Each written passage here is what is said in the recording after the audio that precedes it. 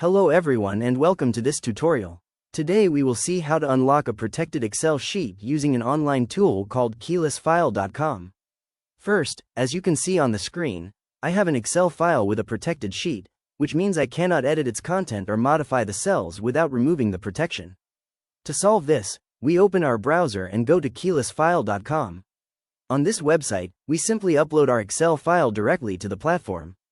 Once the file is uploaded, the service processes it and automatically removes the sheet protection, without the need to enter any password.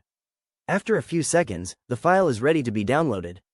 As you can see, when we open the unlocked file, we can now edit and work with the sheet without any restrictions. This type of tool is very useful if you forgot the password or received a locked file that you need to modify. Always remember to use these services only with your own files or with the permission of the owner. Thanks for watching this tutorial, and don't forget to like and subscribe if you found it helpful.